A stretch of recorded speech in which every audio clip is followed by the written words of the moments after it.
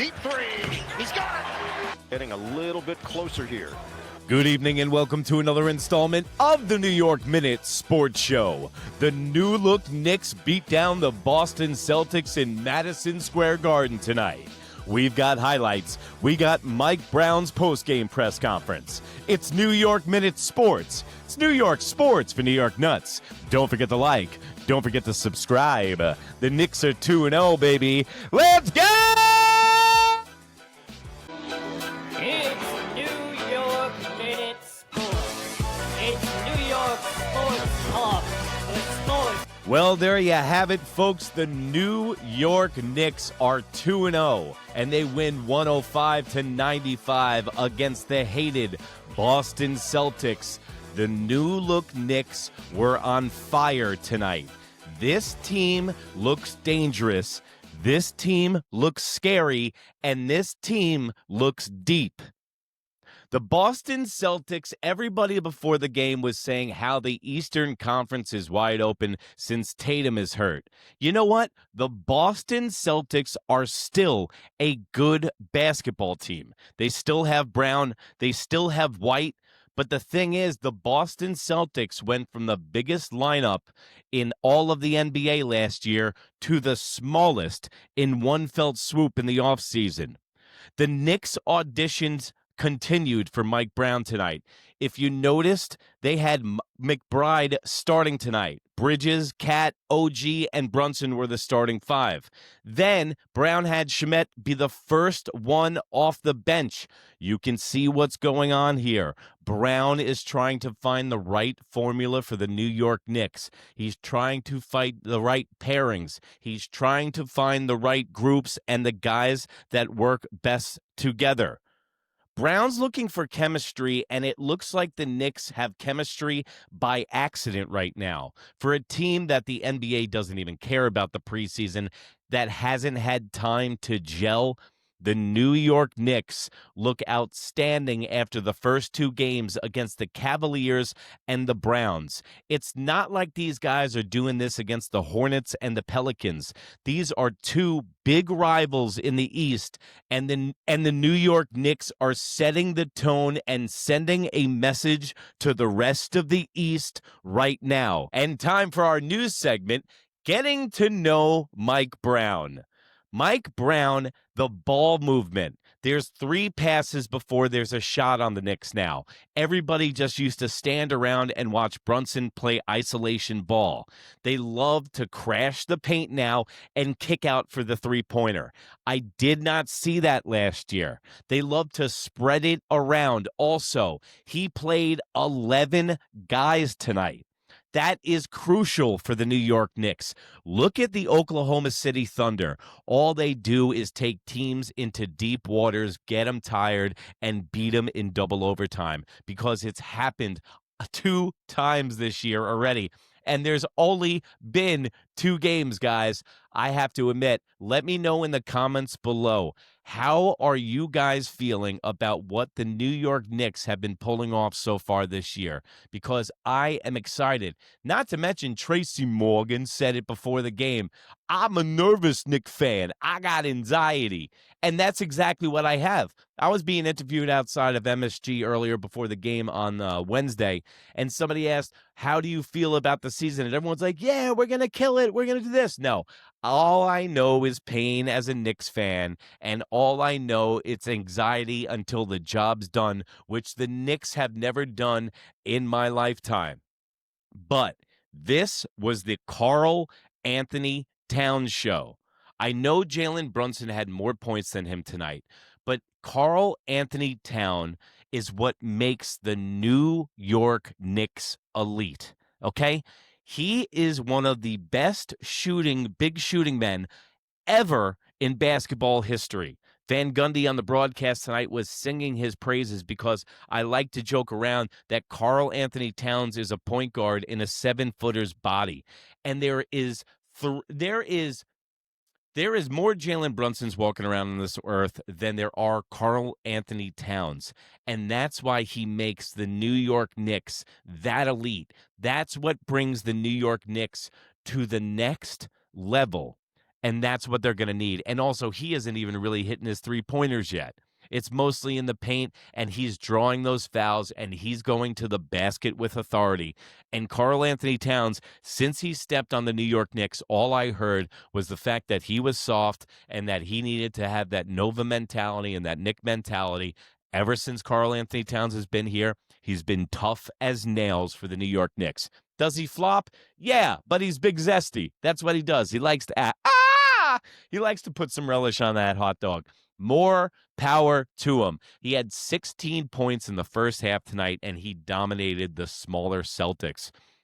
Also, we talked about this. Brunson, 31 points tonight. My guilty pleasure of the NBA season is fresh legs Brunson. He doesn't look like Johnny Five from Short Circuit looking for more input, putting himself together in a Radio Shack, getting beat up every single night going into the lane. With the bench, now he is able to have more rest on his legs. He's able to be on the bench a little bit more. And when he's out of the game, the other team doesn't go on a 10-0 run, and then Brunson has to come in and finish up the mess because the Knicks are a strong, solid team now. And that's what they're doing. The New York Knicks are a good basketball team. It's happening in real time, the realization right now that I'm having. But the realization I had during the game tonight was the fact that Brunson and Cat need to work better together, okay? This doesn't need to be Jason Kidd, all right, and Kenyon Martin. This doesn't need to be Lob City for the Clippers. They need to work better together off the pick and roll. And once the New York Knicks figure out that formula with Karl-Anthony Towns and Jalen Brunson, and they figure out the pick and roll and the alley-oop, they are going to be unstoppable.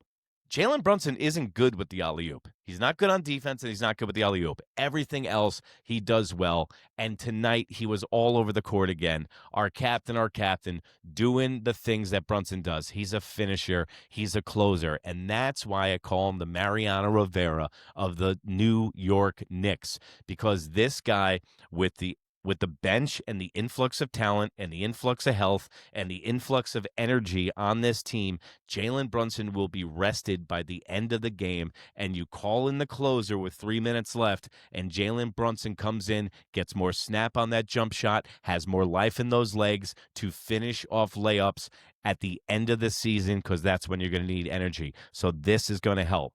The bad parts of the New York Knicks tonight, they did their old foot off the pedal again, where they go about 9 to 10 minutes where they take a nap in the middle of the game and they decide just to check out mentally and physically. They really need to work on that. I don't know what Mike Brown's going to do to put his finger on that. I would like to see that be cleared up really quick.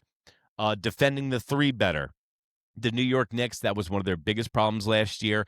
In the second half of tonight's game, they got a little bit better, and I know that the Celtics are a very good three-point shooting team. They were shooting the lights out in the second half tonight in the third. But the New York Knicks need to defend it better. On the other side of the ball, though, the New York Knicks are creating the three-point shot better for themselves than they did last year so far. Also, another thing is all these guys that they got on the bench, whether it's Collins, whether it's, hold on, we're going to get this name right, Yabu Sili, all those guys, and Kolek, they can shoot threes if needed with an open shot. So by creating the open shot for the three, even a medium-level three-point shooter can be much better with that open look. Some of the positives: physicality without fouls. If you watch the broadcast during one of the breaks, Mike Brown had the team in a huddle, and he was praising them for their physicality without fouls. How many times last year did the Knicks get in stupid foul trouble really early, and then they have nobody on the bench? But this year, if they can play with physicality without fouls, and they have the bench, they will have the energy to go throughout the whole season. I'm really giddy about this team.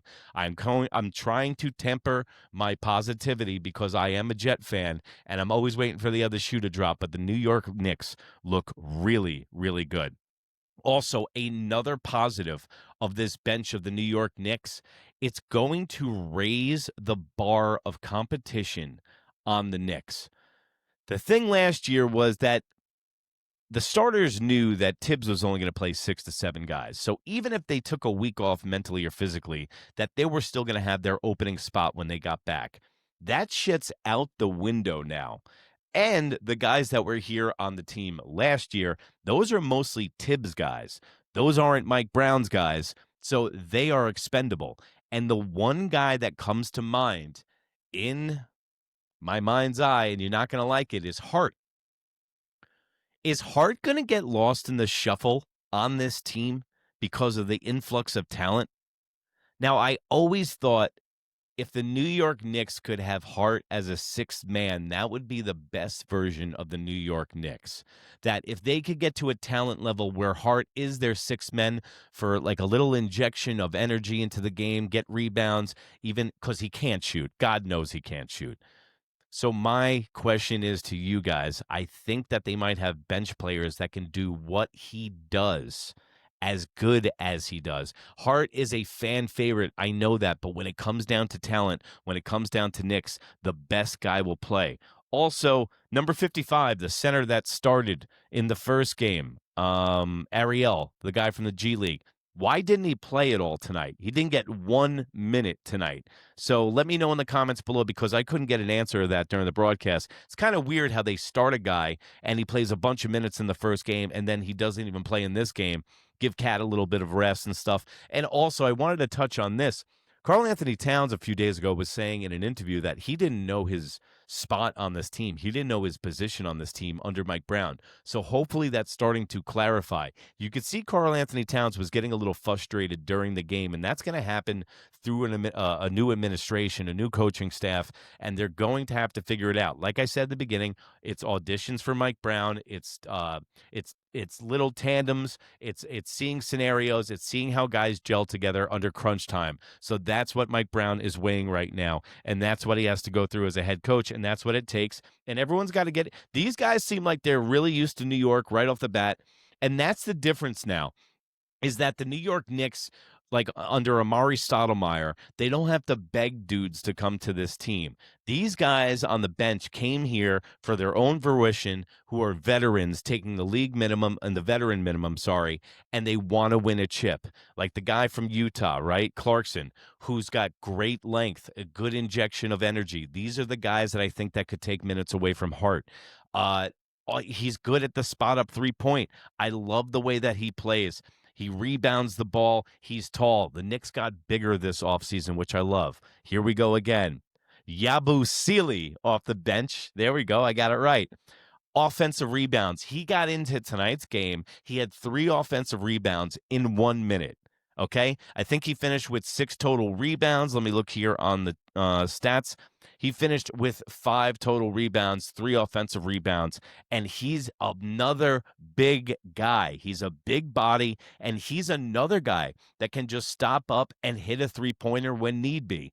So I was thinking in the beginning of the year that it's going to be a big problem for the New York Knicks that they don't have a guy that completely is lights out, a three-point shooter. But now it seems like the Knicks are going to be a full team. Brown played 11 guys tonight. Look at this. Let's look at this real quick. Let's go to the box score. Look at these points all the way on the right side. OG, 10 points, 26, 12, 31, 10, 3, 6, 2, 3, 2. Played 11 guys.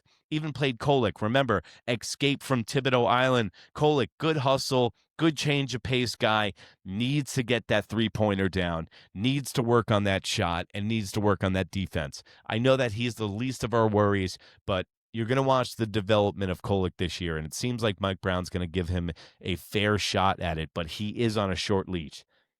McBride got the start tonight. I just wrote down Tenacious D in my notes and not the Jack Black Band. He was playing defense tenaciously, and I did not see that last year. And that's what the New York Knicks kind of got away from last year, is where they did have a defensive coach under Tom Thibodeau, but they weren't playing defense at the end of the year. And that was a big problem. They're playing defense, they're passing the ball, they're change of pace, they're not crashing the paint as much as I'd like, and they're hitting more threes, so give and take. Also, Bridges, man. Holy shit. I cannot say enough about Mikal Bridges. Last year is dead. This year is back. Look at his line. Offensive rebounds, defensive rebounds, assists, steals. We got a block in there. We got 12 points. He's doing everything. A plus 15 when he gets on the court. Another guy, OG. You know, this is the thing about OG, too. OG giveth, OG taketh away. OG one night looks like LeBron James. Tonight, I'm not going to say he took the night off because look at that line. He showed up in a big way, and he shows up in games that doesn't come in the box score sometimes. But he played 29 minutes tonight. He finished with 10 points, and he was a plus 10 in the plus minus. So there you go. See, that's the thing. How will Josh Hart make it on this team? Because he's at a -2 differential right now. I think he's the only guy. Yep, he's the only guy on the team on the New York Knicks that was at a minus differential this year. So that is not a good look for Josh Hart, and I think that he might be on the outs. Let me know what you think in the comments below. So I don't know if you guys were watching the broadcast on Prime tonight because that's what the Knicks were on, but I did not expect to see the first interview with the commissioner of the NBA on Prime, their new relationship, their new partnership, and he's grilled about gambling in the NBA. I wanted to mention this to you guys.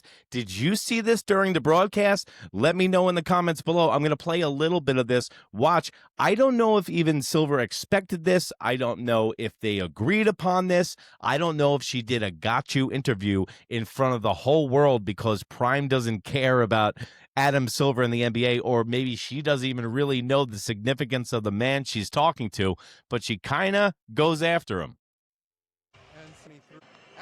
Yeah, they were transparent about it, but guess what? The NBA investigated him, released him on those charges, and then the FBI turned around and completely brought him up on those same charges that the NBA released him from. So Silver's going to have some explaining to do, but I thought that was just very interesting that they would throw the commissioner on the first broadcast of Prime like that to actually address the allegation and what's going on, because I don't know if that's a good look for the NBA or him as their first interaction with the people that haven't watched the NBA, because there is people that have Prime that turned it on tonight that are probably watching basketball, yes, for the first time, and they're like, what's going on? So that's their first impression of the NBA. So finally, Jalen Brunson finishes with 31 points, 3 rebounds, 5 assists. Cat with 26. Mikal Bridges did everything but sell hot dogs during the game. Deuce was killing it, and OG was doing everything that didn't show up on the scoreboard as well. Listen, the New York Knicks are hot. They look like the best team next to OKC Thunder in the NBA right now. But as far as the Eastern Conference is concerned, I think the only people they're going to have to worry about is the Philadelphia 76ers if they continue to stay healthy. Last year, they were the walking wounded and didn't threaten the Knicks at all. And we remember during playoff time what happens when the Sixers and Knicks get together. It's a war by the shore. Next game for the New York Knicks down in Miami against the Heat, another rival. Let's see if the Knicks can open up this season 3-0 in the Eastern Conference, and against heated rivals, Cavaliers, Celtics, and Heat will be a great debut for the Mike Brown-led new look New York Knicks. And give us a look over on Instagram at NEWYRKMIN. That's New York Minute Sports. And don't forget to like. Don't forget to subscribe right here. We do post-game shows for the Jets, the Knicks, the Yankees, and we do everything in between with our New York Sports Talk show on Mondays with Mike from Pudgy Boy Sports. Also, our Football Friday show, guys, we got content. And I've been covering the NBA cheating scandal since it broke. We got a former mob boss breaking down how he puts guys on the cut. It's New York Minute Sports, folks. It's New York Sports for New York Nuts. And remember, if you can't be good, be bad, baby, or be the Jets. Bye.